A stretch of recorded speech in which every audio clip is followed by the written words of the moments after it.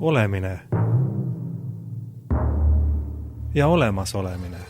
Olemine ja olemasolemine.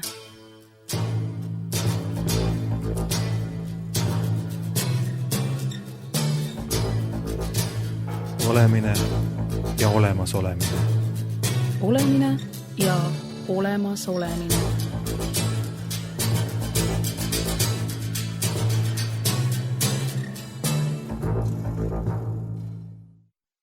Tervist, stuudios on Einar Laigna.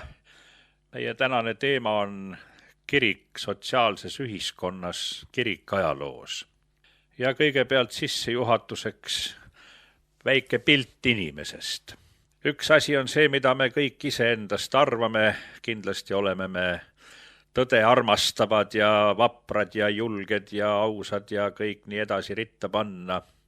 Tegelik pilt kindlasti on teistsugune ja kaugeltki mitte nii meeldiv.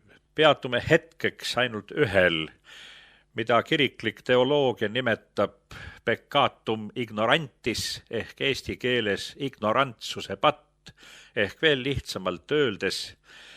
See on olukord, et inimene keeldub ja ei tahagi midagi teada. Ja tihti on selle põhjuseks lihtsalt see, et kui me saame midagi teada, siis on oht, et selle teadmise tõttu me peame oma elus midagi muutma. Seetõttu võime rääkida väga laialt levinud sellest inimese ignorantsusest, tahtlikust viibimisest teadmatuses seisundis. Milles see siis seisneb? Eks see seisneb selles, et meil on hirm muuta midagi oma elus. Oletame kõige tavalisema asja igapäevasest elust. Inimene elab ebatervislike eluviisidega, toitub ebatervislikult ja valesti ja nüüd satub talle kätte kuskil väikene kena brošüürikene, mis on tehtud, nagu need polikliinikutes on, ootajatel laua peal või kus tahes, kus on juhitud tähelepanu väga lihtsalt ja selgelt ja lühidalt tervislikule toitumisele, tervislikele eluviisidele, selle kohta, mis on kahjulik, siis jälgides inimesi, kuidas ta võtab selle brošüüri, ehmatab nagu ära ja viskab ruttu käest minema. Ja kui ta ka vaevub selle läbi lugema, siis puudub tal tavaliselt tahe, puudub tal tavaliselt jõud selle teadmise järel toimida.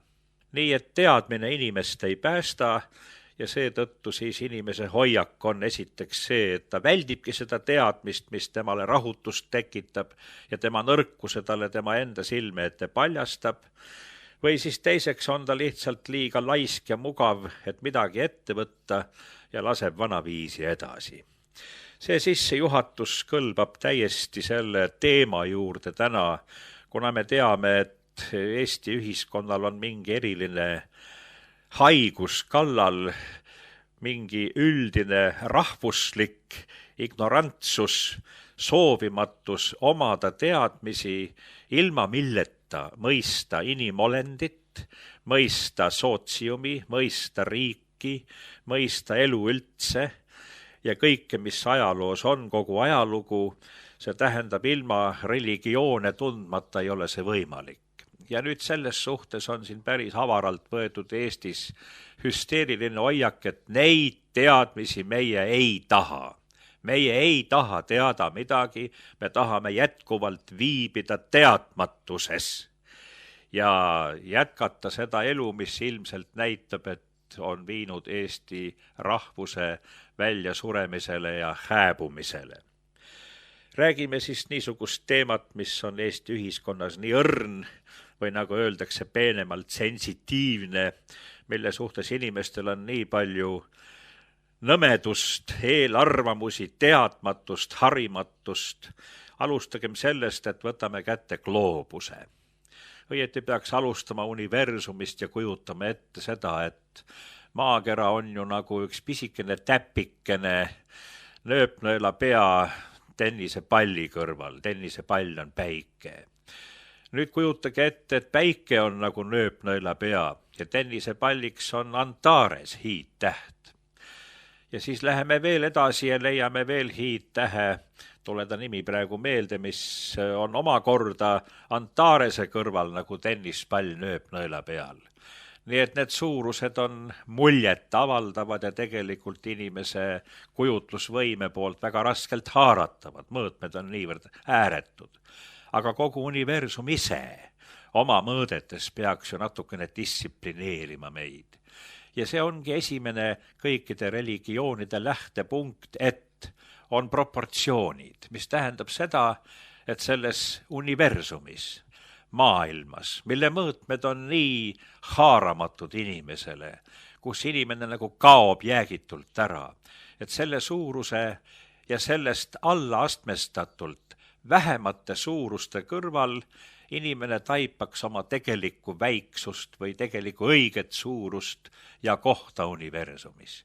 Kui see on määratletud, see on juba kõik see niisugune esimene alus kultuurile ja sellele, mille nimeks on inimliku tarkuse hakatus, nagu vanas keeles seda öeldi. Aga nüüd, kui gloobuse juurde tagasi tulla, siis vaatame, et Eesti on seal üks pisikene kohakene, ilus ja armas, ääretult kauni ja omapärase ja ilusa loodusega. See on omaette teema, aga me kuulume kultuurkonda ja asume tegelikult suure kristliku kultuurkonna piirimaal, see tähendab, kus ühel pool on siis Ida-Bütsantlus, Venemaa, Ida-kirik, Ida-impeerium ja teisel pool siis Lääne-Euroopa, Lääne-impeerium ja ajalooliselt oleme me ju siin niisuguse piirilinnusena, nagu Narva linn väga selgelt seda näitab. Ühelt poolt kindlasti kõik positiivsed, head mõjutused ja teisalt muidugi ka siis konfrontatsioon ja vastamisi seismine. Me ei mõista iseennast oma ajalugu, kui me ei tunne ajalugu suuremalt ja laiemalt ja kui me ei oska näha iseennast suures tervikus ühe osana või nagu öeldakse seda kontekstis ühe osana. Ja meie kontekst on selles mõttes Lääne-Euroopa suur kultuurkond, mis jõudis siia ja siis see kainestav vaade asjadele olekski see, et kui me vaatame Eesti asukohta ja suurust ja siis kogu Euroopat ja Euroopa kultuurkonda tervikuna ja tema ajalugu, siis praegu, kus see liikumine on nii vaba, on hämmastav see, et meil ju tuhanded ja tuhanded eestlased rändavad mööda ilma ringi ja minu kogemus on ka see, et nad ka seal käies ja seal liikudes vaatavad, aga ei näe, kuulevad, aga ei mõista, et milles on asi. Kas tõesti ei teki küsimusi, nagu ma omal ajal küsisin Pegasuse kohviku aknast välja vaadates noortelt, et kui te vaatate seda Nikolause või Niguliste kirikut, mis mõtted teil tekivad sellega seoses?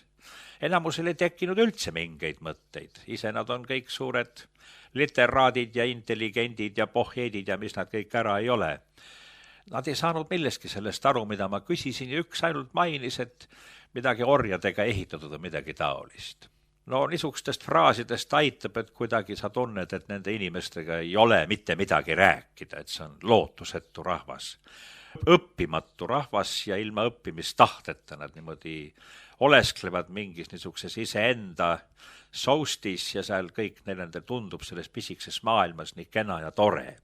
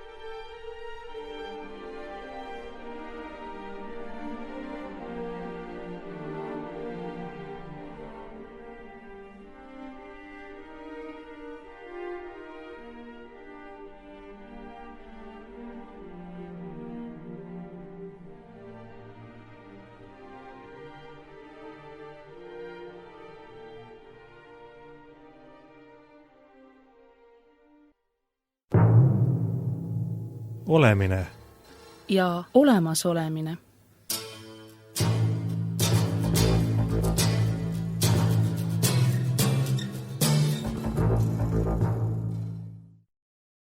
Läheme siis kiiresti päris teema juurde ise. Sissejuhatus võib muidu võtta kogu saate aja ära. Mis asi see kirik siis on ühiskonnas? Mis on see kohutav sõna, mille peale eestlane saab maohaavad ja ei tea, mis krambid kõik ja soolesõlmede mineku?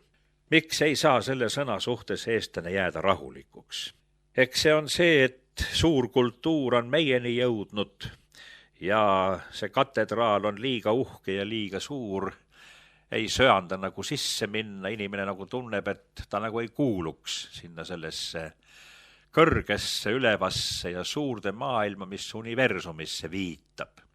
Mul on ka sellega seoses kogemus, kuidas Eesti ekskursiooniga Veneetsias olles minuga koos julges Püha Markuse kirikusse tulla ainult üks inimene, grupp jäi ukse taga seisma ja nad ei julgenud sisse tulla. Samal ajal ju turistide vool käis seal sisse ja välja. Mis on see salapärane jõud, mis hoidis kinni neid? No las nad mõtlevad ise selle üle. Niisiis läheme tagasi ajaloos 2000 aastat Palestiinasse, Rooma impeeriumi provintsi, väga omapärasesse provintsi, millega Rooma impeeriumil oli omapäraseid probleeme seoses seal elava ühe kummalise rahva ja tema usundiga. See oli siis Iisraeli rahvas. Ja selle Iisraeli rahva sees, kellel oli niivõrd välja kujunenud religioon, igapäevase elu reeglistik, seadusandlus, templiteenistus, mis teenis kogu ühiskonna alles jäämist, lõi tema universumi kontakti ja korraldas maapealset elu. Samal ajal see omapärane üksus oli ka üks osa Rooma impeeriumist ja oli selle impeeriumi osa. Selles kultuurkonnas väiksemalt võttes siis kohalikus miljöös selle rahva hulka ja selle kultuuri sisse ja selle religiooniga täiesti käsikäes, sest kultuur ja religioon on niivõrd seotud, et kultuur ei olegi tegelikult muud kui religiooni ja tema vahekordade teostamine sotsiaalses ja tegelikus elus. Me ei leia ju ühtegi kultuuri maailmas, mis ei baseeruks ja ei oleks religiooni väljend. Ka tänapäevane meie kultuur siin on kaasaja religiooni väljend, kaasaegse uskumuste ja arusaamade väljend.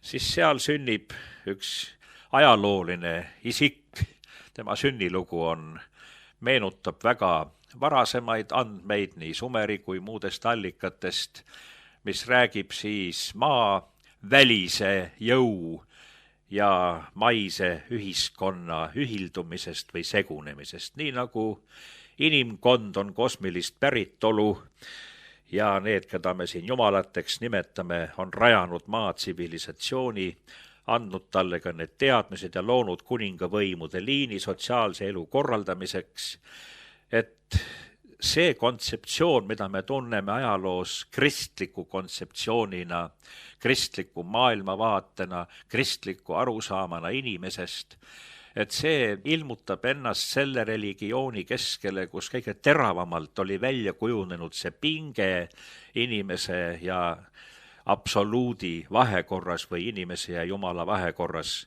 kui nii pahandavamalt natukene öelda. Ja see kontseptsioon oli siis lühidalt selles, et kui välja valitud Jumala rahva arusaam oli see, et välja valitus on natsionaalne printsiip ja kuulumine välja valitud rahva hulka on iseenesest nagu mingi garantii või tagatis, siis kristlik kontseptsioon avardas Jumala väljavalituse mõiste ükskõik kellele, väljus natsiooni piiridest ja sai üldinimlikuks ja universaalseks. Võime öelda niimoodi, et siin natsionaalne printsiip ja Rooma impeeriumi universaalne printsiip leidsid tegelikult niisuguse konfliktse kokkupuute, mis siis Kristuse isikuga seoses oli. Ja see väljendus selles, et natsionaalne printsiip tõrjus enda hulgast välja ja hukkas universaalse printsiibi, ehkki ka Rooma impeeriumil endal polnud veel mingit arusaama ega aimu sellest, mis seal tegelikult toimus, aga et see, mis seal toimus, see sündmus, Selles sündmuses pidi midagi olema, mis kogu terve maailma ajaloo muutis.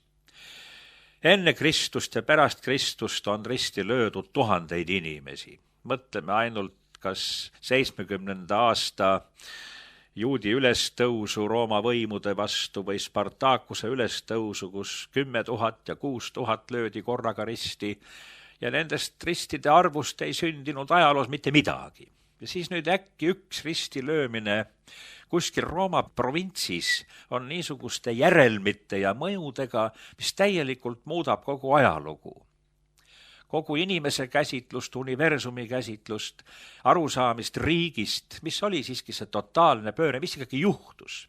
Skeptikuna, ma räägin praegu iseendast või uskumatu toomana, kes ei usu midagi, mida ei saa ajaloos piisavate tõenditega nii-öelda käega katsuda ja näha, oli selge see marksistlik printsiip, et praktika on tõe kriteerium.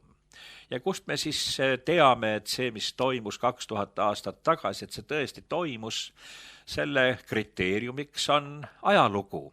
Selle kriteeriumiks ei ole mitte ainult kirik kui nähtav institutsioon oma distsipliini, oma õpetuse, oma esteetikaga, oma arhitektuuriga, oma hierarhiaga, kõige sellega, vaid ka selle kiriku poolt loodud hiigelkultuurkonnad ja kindla riigitüübi ja impeeriumitüübi. Nii et see ajalooline praktika on siis see, mis kinnitab meile ajaloo fakti. Kui puht marksistlikult, aga seda peab ütlema, see on väga õige printsiip, sest kui üks asi on marksistlik, see ei tähenda veel, et ta vale on. Ka Lenin ütles palju õigeid asju, nii et ei maksa nii kulbiga mõõta kõike. Nii et midagi pidi toimuma ja ajaloos ei toimu midagi ilma jõuta, ilma väeta ja me teame ka seda, et kui mingi vaimne jõud, energia haarab suurt hulka inimesi, siis sünnivad ajaloos suured asjad. Inimolend ei ole ratsionaalne, ehkki see sõna vajaks selgitamist, mis on üldse ratsionaalne ja kus see piir on, vaid tema põhiline see motivatsioon ja need sisemised jõumehhanismid, mis teda käivitavad, need ei ole nii väga lihtsalt logistiliselt arvutatavad. Ka sõjaasjanduses minnakse aledalt alt, kui arvatakse, et kogu edu põhineb ainult logistilistel arvutustel. Kuidas te arvustate ja kaalute logistiliselt religioosset fanatismi, kultuuritüüpides esinevaid täiesti erinevaid uskumusi, mis tegelikult moodustavad inimese reaalse maailma ja mis määravad tema käitumise kuni enese ohverduseni. Nii et see on niisugune kaalutav või raskelt kaalutav ja mõõdetav asi, mis on pigemini tajutav ja tarkades staapides ja elus üldse peaks sellega oskama siiski arvestada, milline meeletu jõud see on. Inimese võime ohvrimeelselt pühenduda, kui tal on asjasse kindel usk ja kindel veendumus. Niisiis Rooma impeeriumis sünnib midagi alguses vaikselt ja tähelepandamatult, ainult nii-öelda kohalikke laineid lüües ja peale Kristuse ristilöömist oleks nagu siis see asi lõpetatud ja kõik. Ja ometi hakkavad toimuma kummalised asjad, mis siis muudavad kogu maailma. Ja see pidi olema jõud, mis muudab. Tekib kirik või õigemini ei teki, vaid Kristus rajab institutsiooni, ta rajab kiriku.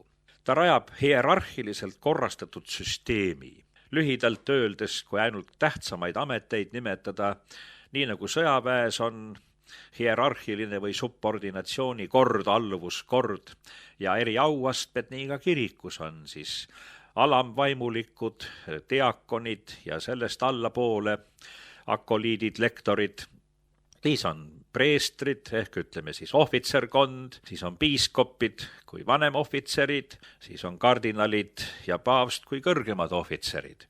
Nii et näeme täielikku analoogiat ja see on ka selge. Universumi hierarhiline süsteem nimetustest hoolimata on ju alati ühesugune. Ta ei saagi teisiti olla. Niisiis see rajatud subordinatsiooni või hierarhilises korrastuses rajatud institutsioon korraldub distsiplinaarselt, korraldub askeetikas, korraldub õpetuslikult ja 3 esimest sajandit kiriku ajaloos on ju olukord, kus kirik on Rooma impeeriumis religio illicita, see on siis keelatud religioon ja alles 4. sajandi alguses, 313. aastal Milano ususallivuse ediktiga Konstantinus, hilisem keiser Konstantinus Suur, oli seal siis juhtfiguure.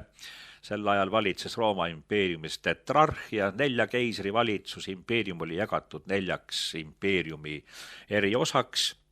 Ja Milano edikt on siis dokument, milles impeerium tunnistab sisuliselt oma lüüasaamist, mis tähendab seda, et 3 sajandit oli kirik Rooma impeeriumis jälitatu, tagakiusatu, kus rahuaegadega vaheldumisi oli 10 verist jälitust, kus püüti seda uut institutsiooni nii-öelda oma seljast ära raputada ja tunti rahutust selle pärast.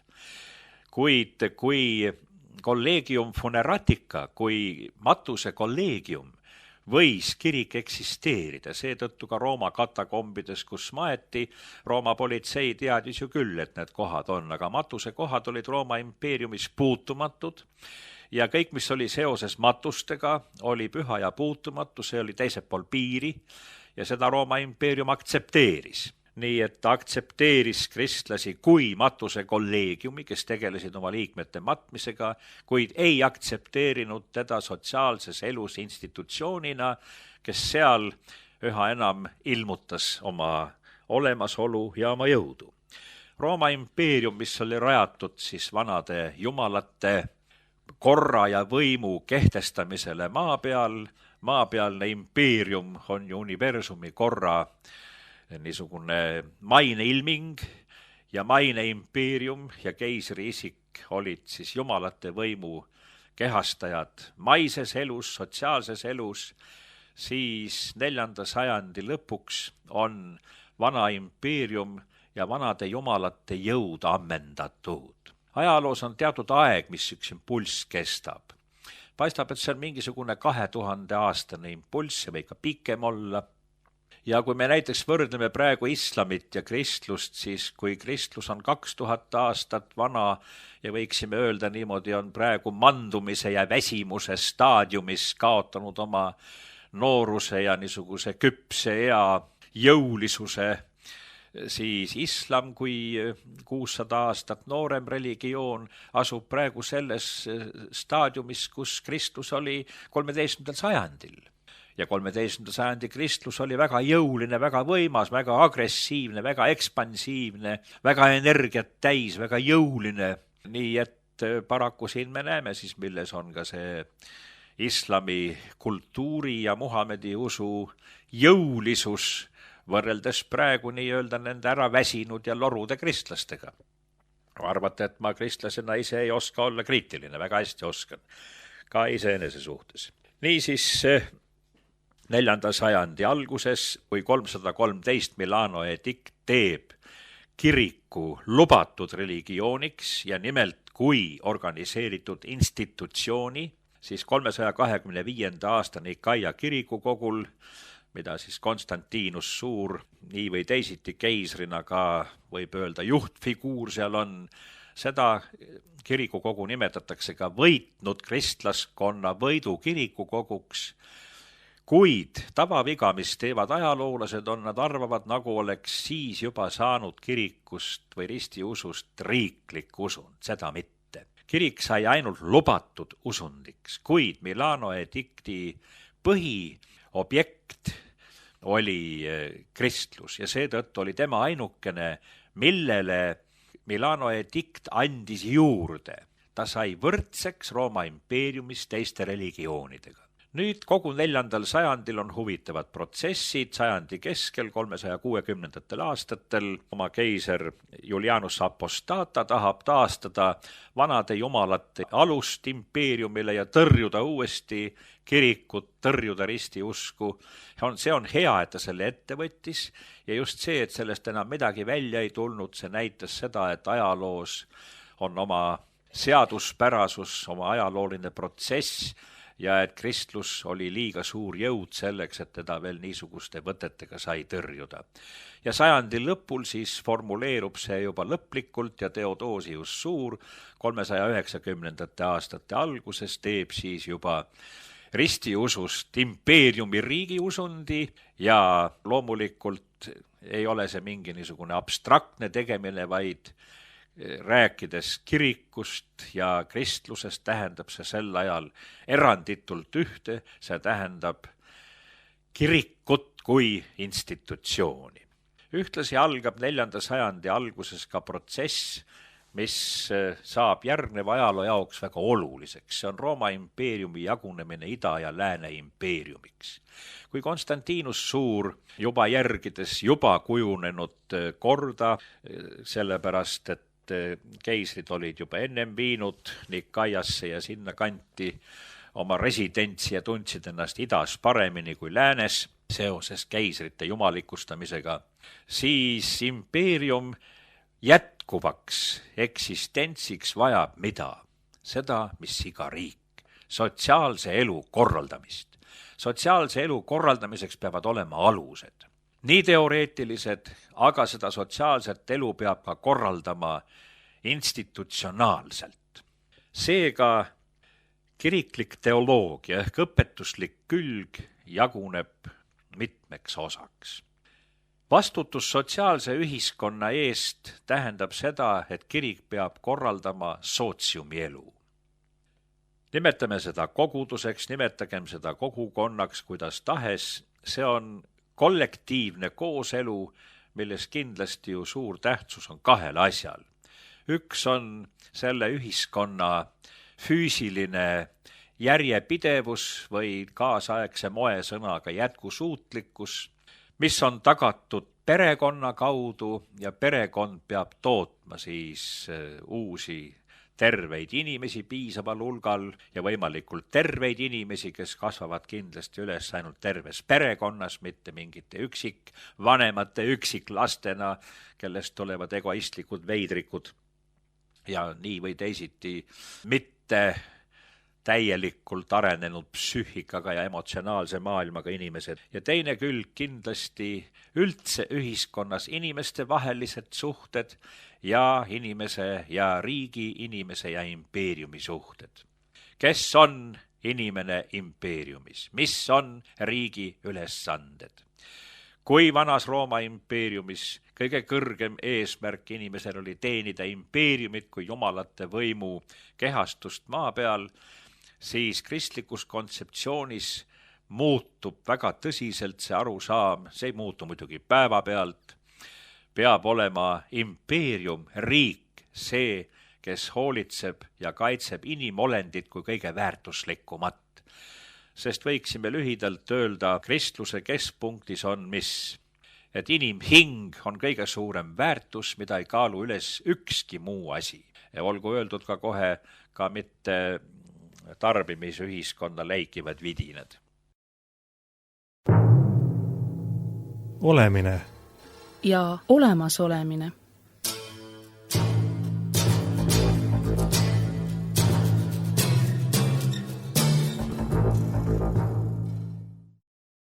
Kui nüüd inimhing on kõige tähtsam, siis sellega on muutunud ka riigi ülesanne ja vahekord muutub selliselt, et ehkki alati inimene teenides riiki, teenib ju riik ka inimest, aga kunagi ei olnud ennem teadvustatud seda selliselt, et riigi ülesanne on teenida inimest.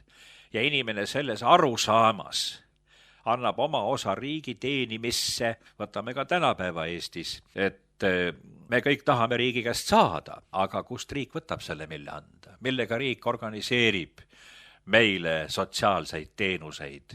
Ikka selle läbi, et me maksame maksu, et on seal käibemaksud ja kõiksust muud maksud ja asjad, kus see ressurss tuleb, millega riik korraldab ühiskondlikku elu. Sellest saab iga riigi kodanik aru, et maksu tuleb maksta. See on alati nii olnud.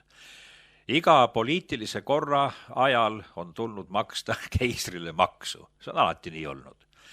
Väga hästi ütles selle kohta üks vanem külanaine väga targalt, et see oli nõukogude ajal, et tal ei ole midagi vastu maksta keisrile maksu, aga ta ei taha makstu saatana riigile. Seda mõtles ta siis tol ajal, et keisrile tuleb anda, mis keisrile kuulub. ja jumalale, mis jumalale kuulub, see tähendabki seda, et riigile tuleb maksu maksta, aga riigil ei ole õigus valitseda minu hinge. Hing kuulub jumalale. Ja see tagab isikule selle vabaduse. Hing ei saa kuuluda liberaalsele turumajandusele ega niisugustele asjadele. Mis siis nüüd toimub? Toimub üks väga oluline protsess ajaloos. Kui Rooma impeeriumis, vanas impeeriumis, läänes, Rooma linn oli ju impeeriumi nimi ka, siis keisrivõim kolides ära itta Bütsantsi aladele, Väike-Aasiasse, Nikomeediasse, jääb poliitiline võimu tühemik.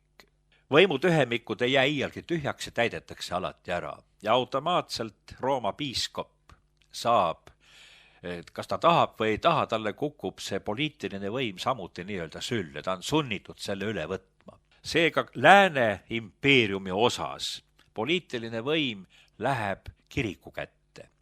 Ida impeeriumi osas, kuna imperaator viivib idas, tekib Bütsantsi kultuurkond ja Bütsantsi kultuurkond või ida kirik algab universaalkirikuna. See tähendab universaalse impeeriumi universaalkirikuna. Ja Bütsantsi impeeriumi lagunedes ja Konstantinoopoli langemisega 1453 laguneb universaalkirik natsionaalkirikuteks. Pange tähele olulist protsessi.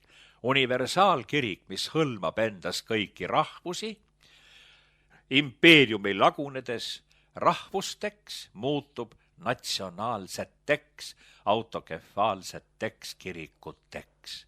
Tekib Bulgaaria õigeusu kirik, Gruusia kirik, Armeenia kirik. Armeenia kirik oli küll kõige vanem riigikirik. Vene kirik, nad on kõik natsionaalsed. Ja nende alluvus Konstantinoopoli patriarhile on pigem niisugune nominaalne või moraalne või kuid tal ei ole tegelikku poliitilist võimu. Läänes toimus protsess vastupidi.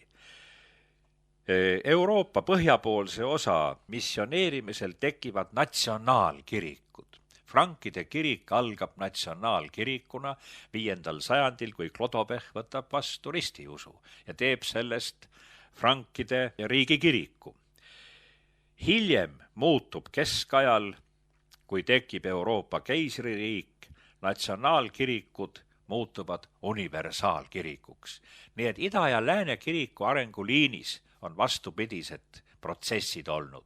Kui idas, kordame, universaalkirik laguneb hiljem natsionaalseteks kirikuteks, siis lääne impeeriumis kirik algab natsionaalsete kirikutena ja keskaegses paavstide ja keisrite võimuvõitluses muutub universaalkirikuks ja see universaalkirik ongi tegelikult see, mis on loonud Lääne-Euroopa ühtsuse. Ja kui Rooma impeerium renoveeritakse aastal 800, Karl Suur saab paavst Leo III Rooma keisri tiitli. Seda kuupäeva nimetatakse Euroopa ajaloos Renovatio Imperii Romanorum, Rooma impeeriumi renovatsioon või taastamine. Ja sellega koos on veel üks huvitav nähtus, mis tänase päevani ajaloos on. Teooria translatio imperii, mis tähendab, et vana antiikne universaalne Rooma impeerium, mis asus geograafiliselt kindlas geograafilises ruumis ja kontsentreerus Appenniini poolsaarel Rooma linnaga. Siis, kui Karl Suur viib impeeriumi keskuse Aachenisse, on sellega toimunud impeeriumi kui idee, kui legitiimse järjepidevuse viimine geograafiliselt ja ajaloos ajaliselt ruumis ühest kohast teise. See teooria kehtib tänase päevani. 2 liini oli, teine liin oli idas. Moskva tretji Rim. Moskva on 3. Room. Четвертого не быть. 4. ei tulegi. Ja ometi, kui praegu USA'd vaadata, siis on tal kõik Rooma impeeriumi tunnused. Poliitika, suhtumine, soov valitseda maailma ühest kohast ja juba USA rajamisel, mis seal on? Kongress, Kapitooliumi küngas, senat, senaatorid. Nii, ja vaadake arhitektuuri, klassitsism, olge lahked. Kõik on teadlikult Rooma impeeriumi renovatsioon. Ainult üks asi puudub USA-l. See on juriidiline legitiimsus. Olla 4. Room. See on omaette teema. Mis on siis kirik ühiskonnas, sotsiaalses elus? Kui lühidalt mingit kokkuvõtet teha ja vaatame kogu Euroopa kultuuri ja kogu kristliku maailma kultuuri, mis hõlmab ju ka Lõuna-Ameerika katoliiklikud kultuurid, siis peab tõesti pime olema, et mitte näha kõigepealt seda esteetilist panust, millest meile kõneleb kristlik kultuurkond. Arhitektuur kui monumentaalkunsti kõige silma torkavam ja ühiskonda mõjutavam osa. Teiseks, kuidas korraldatakse sotsiaalset elu inimsuhete valdkonnas. Esimesel kohal loomulikult perekond kui riigi ja ühiskonna alus. Ja me näeme ise seda, kuidas taandumisega ja lahtiütlemisega kristlusest laguneb kristlikus kultuuris perekond. Eestist ei maksa vist rääkidagi, see on praegu üldteemaks saanud, et me oleme lagunev, hääbuv, hukkuv rahvas, sest meil ei ole perekonda enam. Ei ole kristlikku perekonda või ka muhameedlikku. Nad on olemuslikult sarnased, see tähendab, et abielu kui selline institutsioon on ühiskonna püha alus, mida eriliselt hoitakse, mida eriliselt kaitstakse ja kus peab kehtima sama hierarhiline kord, nagu on universumis. Mees on Jumala võrdkuju maa peal. Meest tuleb selleks kasvatada, siis ta toimib mehena. Manduvas ja alla käivas lääne tsivilisatsioonis praegu, see on ju meesvaenulik tsivilisatsioon. Täiesti meesvaenulik ja meest degradeeriv. Normaalses ühiskonnas kasvatatakse meestest sõdureid ja naistest emasid. Selline ühiskond püsib. Sellise jutu peale tänapäeval muidugi minnakse verisesse vihasesse vahtu. Mul on juba kogemusi ja telefonikõnesid selle peale. Nendest räägime ka ühel korral. Niisiis, kui kokkuvõtet ainult teha, siis kogu Euroopa kultuur tervikuna on Rooma katoliku kirikul loodud ja sünnitatud kultuur, mis koosneb renoveeritud impeeriumist, mille järjepidevust tahab jätkata ju uues vormis Euroopa Liit. See ei ole mitte midagi muud kui seesama idee universaalsest ühtsusest. See on tegelikult Rooma impeeriumi idee, mida Rooma katoliku kirik pärast antiikimpeeriumi hukku renoveeris. Ja selle nii-öelda enam ka mitte paganlik, vaid ei tea, mis vorm see on, või tegelikult ma tean küll, aga sellest tuleb kunagi eraldi rääkida. Et tahetakse lahti öelda nendest alustest, millest kultuur on sündinud. Järelikult hukkub see kultuur, kui ta ise oma alustest lahti ütleb. Ja seega need tasandid ühiskonnas, sotsiaalse elu korraldamine, see dikteerib ka seda ette, et kirikus on ka teaduses või kiriku, ütleme, õpetuses on eri tasandid. Sotsiaalne on see, mis on sotsiaalse ühiskonna korraldamiseks ja kõikide inimeste jaoks. Üks tasand. Seda tasandit peab ellu viima järgmine tasand. Preestrite tasand, kelle koolitus ja teadmised peavad olema selleks, et sotsiaalset elu korraldada. Siis on järgmine tasand, on esoteeriline tasand, need on teadmised, mis ei kuulu avalikule nii-öelda reklaamimisele, millega tegelevad välja valitud ja kutsutud. On kloostrite tasand ja kindlasti on siis veel, nii ütleme, kloostri kultuuri juurde kuuluv kõige kõrgem tasand, kus teatakse asju, millest avalikult eriti ei räägita. Need on siis teadmised, mida nimetatakse arkaandistsipliiniks. Need on need, millest eriti ei räägita ja need on teadmised, millest tegelikult laiemalt võttes pole inimestel mingit kasu, vaid pigem kahju, sest kui inimene arvab, nii nagu gnostikud olid ju sellised mehed esimesel 3. sajandil, kes arvasid, et tähtis on mingisugune eriliste salaasjade teadmine. Aga me teame seda väga hästi, et teadmine ei tähenda inimesele mitte midagi, kui puudub see jõud, mis käivitab selle teadmise tööle. Nii nagu me võime teada, mis on tervislik eluviis, kui meil puudub jõud ja tahe selle järel elada, siis see teadmine mõistab meid ainult hukka.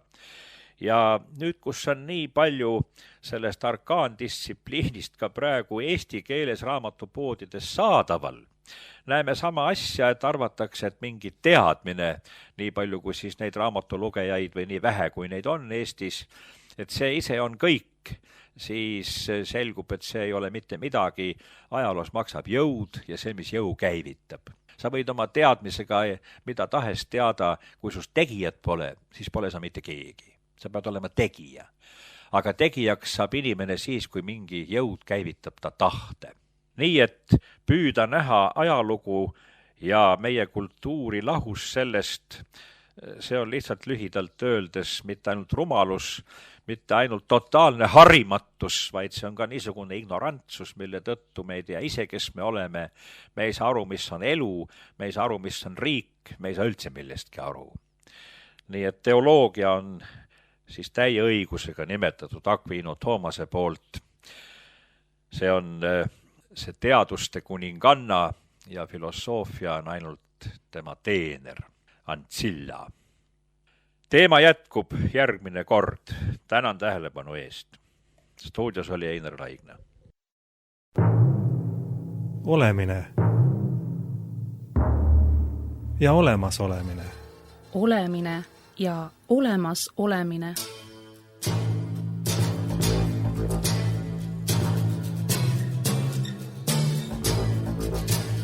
Olemine ja olemas olemine. Olemine ja olemas olemine.